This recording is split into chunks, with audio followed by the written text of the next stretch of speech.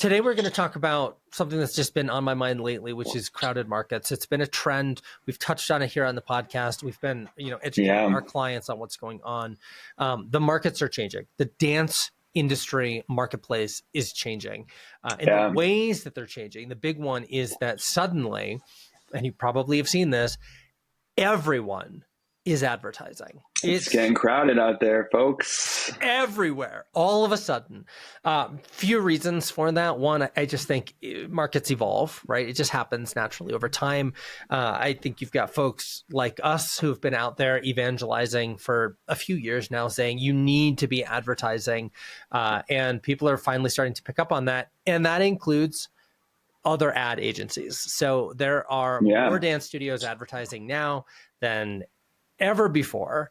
And it is, like you said, creating crowded marketplaces. I thought maybe we could talk about what the heck do you do with that? Yeah. I mean, even I like why this is happening. I think also software is changing and it's reducing the barrier of entry.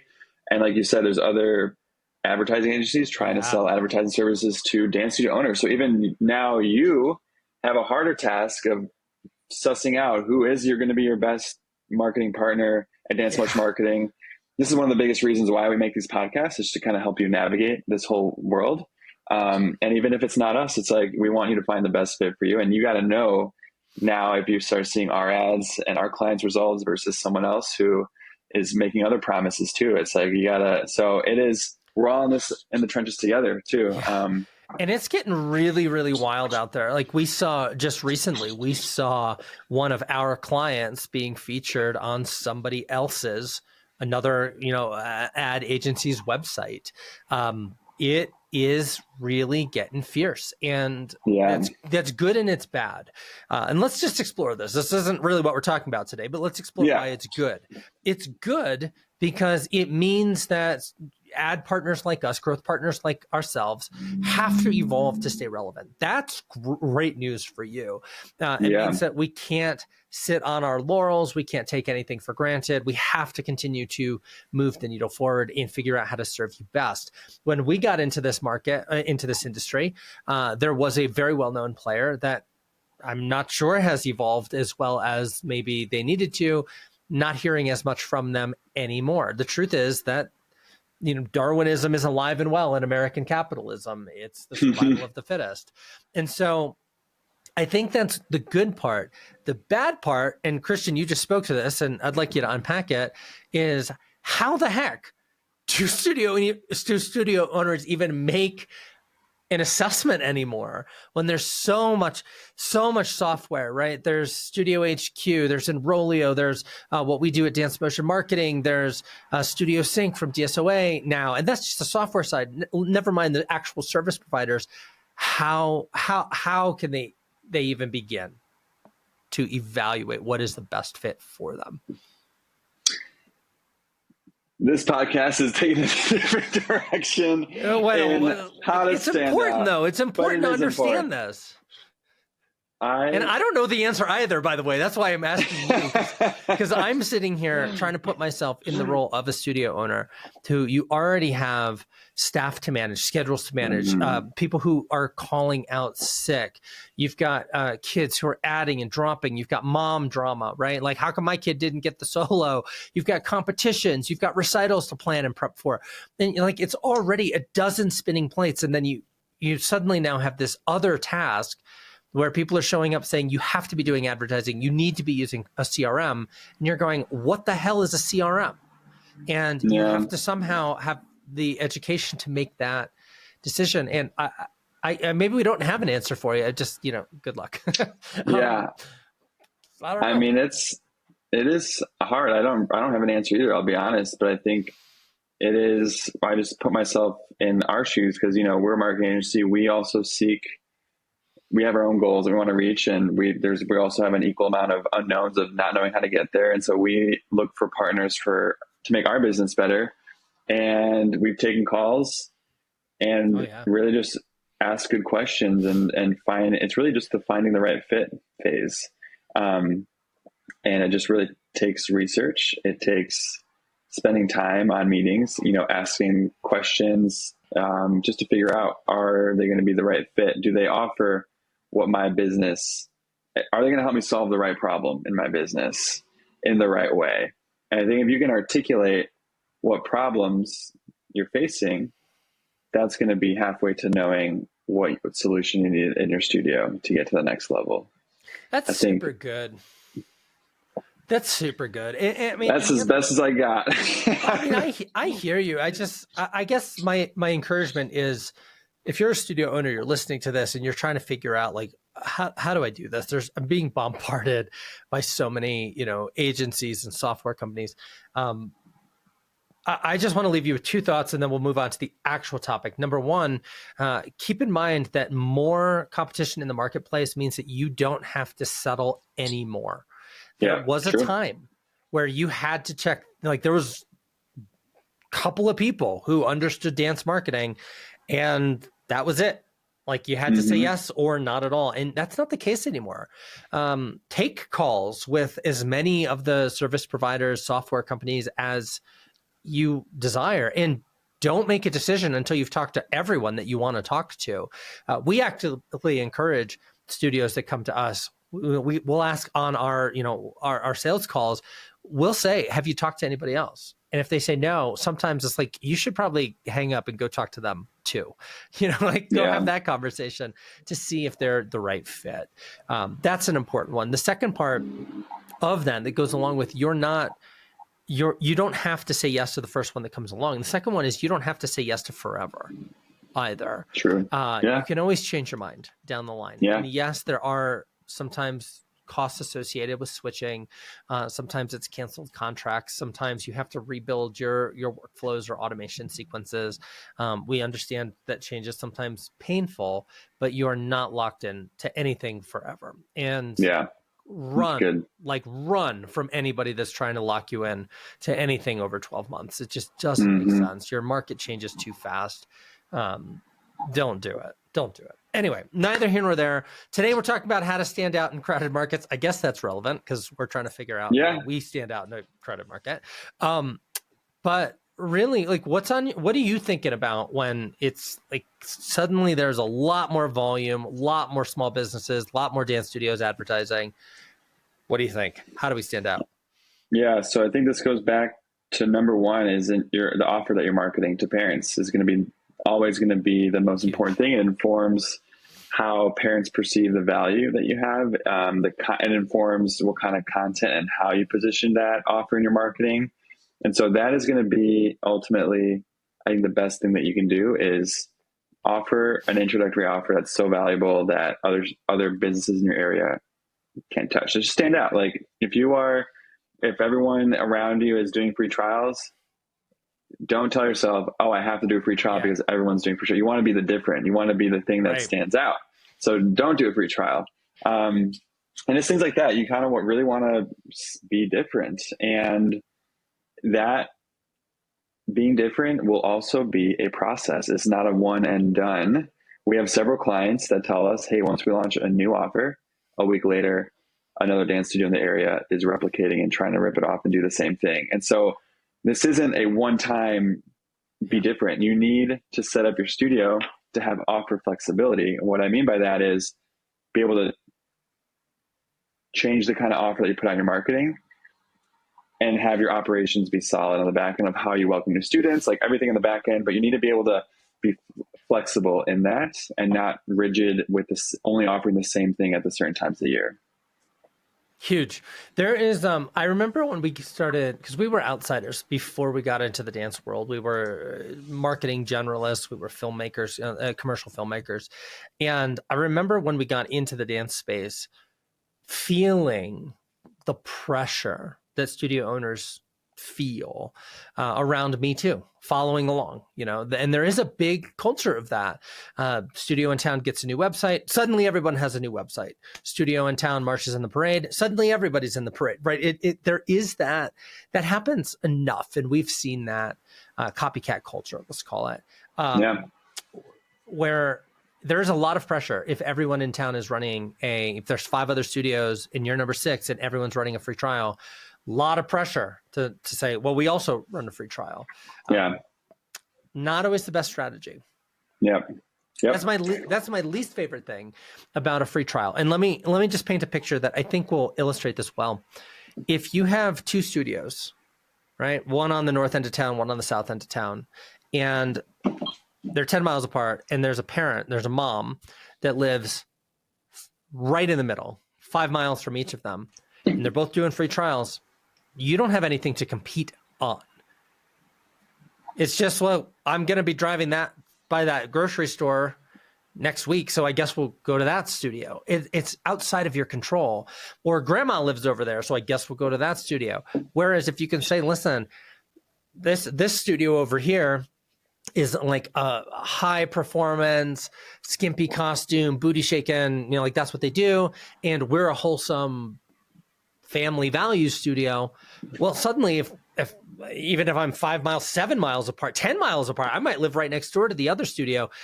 Doesn't align with my values. I'm going to go where it does. And so this is where I think communicating through offers, super powerful stuff. Yeah. So really good. I want to call out. So I think I want to just touch on something you said to lead us into the next strategy to stand out. Is you said, if you're both offering free trials, there's nothing to compete on. Well, actually, there is. And this is what you brought up for number two strategy on standing out, and that is your customer service. So let's just, for devil's advocate's sake, let's say you decide, I'm going to offer the same free trial because that's what my parents are used to in our community. Great. Sure. Yeah. You're offering the same offer. Now where you can stand out is going to be in the follow-through and the follow-up process. Who is going to respond the fastest? Who's going to be the most helpful? Who's going to provide better communication and customer experience to the lead? That's really the next area that you can control to stand out in a crowded market. Because and I want to touch on, before Bryce, I'll hand it to you.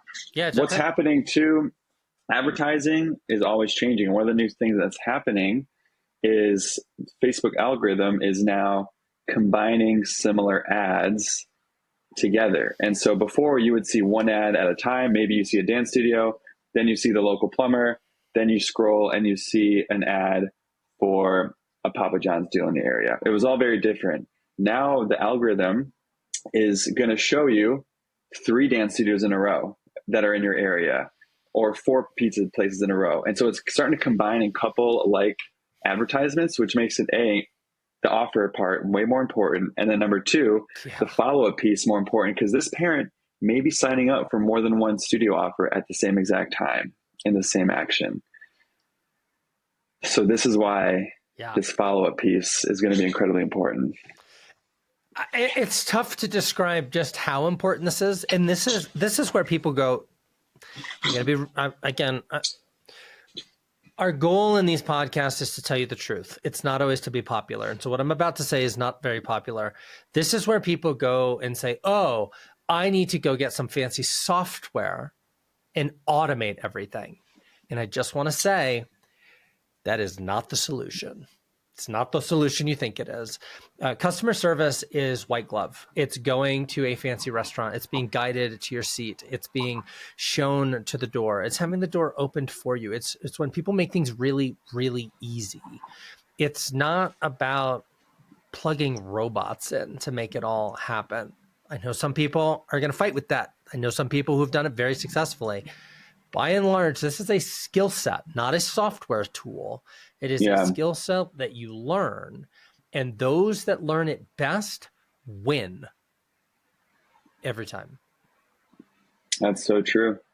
That's so true. I mean, we offer a free software CRM tool to all our clients, and it's kind of even helped us. I think that the tools aren't the answer to your problem. They enable it, but they enable good customer service. And even with everyone using the same software tools, the ones who are standing out and rising and growing every week are the ones who are putting in the effort to be a very white glove customer service oriented approach, where they make the parent feel like they matter and that they care for them and they're not just a number. And I think, now we have access to see all the conversations that are happening. We get to see it. It's not just the first one to send that welcome text, especially if everyone in your area is advertising the same offer, they're using the same automated CRM. It's what happens after that. And Bryce, you said something earlier that kind of like leads into this. I think the second and the third strategies are linked in a way, but you said something that you got to be the one that's willing to do something that no one else is willing to do. What did you mean by totally. that? Yeah, well, I mean, I think that there's well, let me just back it up. One of the things, and we talked about this on the last episode we did, is one of the things that we see from studio owners all the time is we just say again and again, okay, you have to do a couple things. One, you have to shift your mindset that this is not a hobby, this is a business, right? Mm-hmm. Like you have to treat it like a business. And second, you have to be willing to talk to your leads. And they're like, well, I emailed them. We're like, yeah, but people aren't reading emails anymore. And they're like, well, I texted them and they didn't respond. We're like, great. Did you call them? And that's where we hit the no. And they're like, no, I didn't call them. We're like, why not? Like, go do it. Call them now. And like, just pick up the phone. And there's a lot of apprehension. There's a lot of nerves, get anxious. But the studios that pick up the phone and make the phone calls, and I know everybody says to me, nobody answers the phone anymore. You would be surprised because we have like hard data that the clients that pick up the phones are the ones that grow the fastest every freaking time. And it's not hard to do. You just have to be willing to do it. And that's what I mean by do what no one else is willing to do. I had an experience years ago when I was running my video production company, and I put in a bid on a project, and it was a small video project for one, like, I don't know, a 45-second how to put together, not even joking, like how to put a wheelchair together, right? For a medical manufacturing company. Mm-hmm. And I put in my bid, and I think I don't remember the dollar amount, but all I know is that I called, and I ended up talking to the marketing manager who was responsible for it. And she hired me on the spot. And I asked her, I said, okay, well, like that was great. And she said, I just want you to know before we got off the call, she said, I want you to know that your price was 3 times higher than the next bid. Mm-hmm. And I said, so what? And I knew who the other people who were bidding on the project were. They were capable, they were competent, they would have done a great job. I said, so why did you hire me? She said, because you're the only one who called me. Wow. And that lesson just got burned in my brain. Like, do the thing that no one else is willing to do. It's so easy to set up an automation and let it run. Like, anybody can do that. And truthfully, now that like there's a lot of software players, DSOA recently announced Studio Sync as included with their membership, and everybody now can set up an automation. It's but that's not going to set you apart. You will sound like everybody else. Yeah. Software is no longer the competitive advantage. It's no longer the thing. It's really, it was 18 months ago. It used to be. Is not. That's true.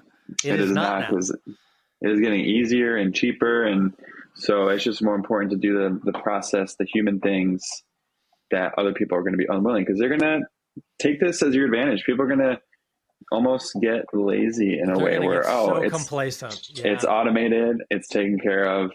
And AI, those automations don't improve themselves. Maybe one day, but right now they are buggy, and they can, if you set up incorrectly, if you automate a bad customer experience, oh man, it's just going to do more harm than good in your business. And we're going to see this, and this is my prediction over the next 12 to 24 months, we are going to see some studios explode, and everybody else is going to atrophy. And it's going to be the difference. So these are conversations that we have with our clients on a weekly basis, where we're showing them, we roll up our sleeves, we do it with them, we get on calls with them, and we like critique and correct. So it's not just about the marketing and the ad, it's about turning that lead into a trial, into a customer, and really growing as entrepreneurs. Studios like our clients are the ones that are going to absolutely skyrocket, and everybody else in the market's going to atrophy, because exactly what you said. Oh, I got this template from my coaching organization and I installed it, and isn't it great now? Nope, it's not going to do it. They're going to get complacent. It's a false sense of security. And either be careful, or if you're a DMM customer and you're part of the DMM family, buckle up, because things are about to really take off for you. So yeah, no, good stuff. Good stuff.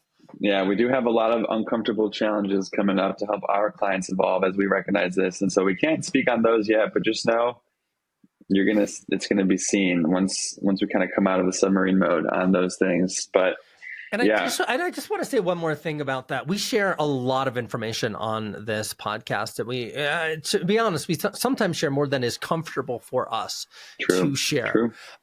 And still, that's about it's the literal tip of the iceberg. It's like 10% of the things that we share with our clients. So just know that we are always going deeper. We are always evolving, and anything that we share here, you are behind on. Our clients have known about it for some time. We are actively working to keep them at the front of the pack. And so, take this, use this. You're still going to do better than those who aren't listening to it.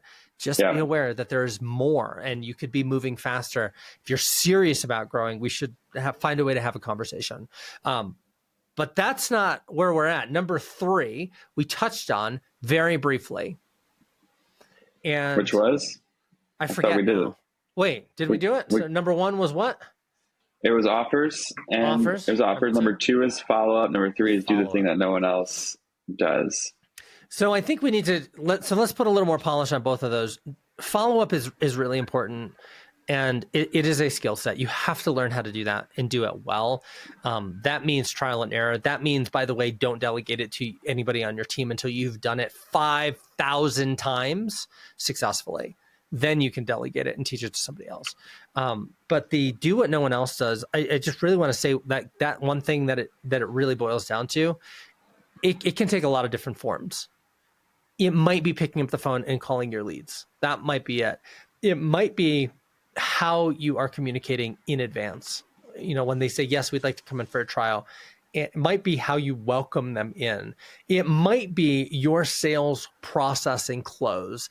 It might be insert any number of other things there. It's not one single thing. Yeah. It's just looking at the market and I guess really falling out of touch with fear and just being willing to try something, going, I don't know if this is going to work, but I'm going to try it, and try it for long enough that you can figure out if it does work for you. Yeah. Yeah. Really said. My brain hurts after this one. Yeah. I mean, this is a depth one. We wrestled with it. I know our listeners are going to wrestle with it. If you are wrestling with this and you have follow-up questions or things, we have a free Facebook community. It's called Dance Motion Marketing Open Community. Just look it up on Facebook in our groups. That's where we can kind of continue. You get to interact with myself, with Bryce, post questions, interact with other studio owners. And so that's a place where we can continue these conversations in between these podcast episodes. As the idea pops up, post it there. You'll get some insights. Our team will interact with you there. So that's a great way to kind of take what you're learning, take some new insights. If you have questions or things like how would it work like this, or here's what I'm thinking through. Yeah. Consider that a business forum that you can rely on to get business related advice. That's our whole intention about this group is we keep the drama at the door. This Facebook forum is for business. It's not, there's a lot of other groups that there's other topics you maybe don't want to be partaking in, not business related. So that's where we really try to create a space for that discussion to happen. And so check that out there, and we can continue dissecting and wrestling with these thoughts as we all have to evolve every day. We're growing together, and through these episodes, we want to help you be ahead of everyone else as well. Love it. Love it. Yeah. I mean, like Christian said, take advantage of it. It is a great place because there's always, we're talking in sweeping generalities, right? On these episodes, there's a pretty big difference than an inner city studio that has 500 dancers, a suburban studio that has 2,000, and a rural that is barely at 120. Really, really different how these things and these strategies, these ideas get applied. Feel free to reach out with a, hey, how do I? Hey, I listened to the podcast and joining that Facebook group is totally free. There's no pressure. We're never going to sell you. We're never going to hard pitch. And I say this every time, you literally have to beg to work with us. You can't, like you actually do. You can't buy our thing. You can't go to our website and buy our thing. We're very selective with whom we work. That doesn't mean that you shouldn't reach out, because you may be exactly the kind of studio that's about to be DMM's next success story. We'd love to see that for you. So join that free Facebook group. Definitely do it. Until then, we'll see you there. We'll see you there.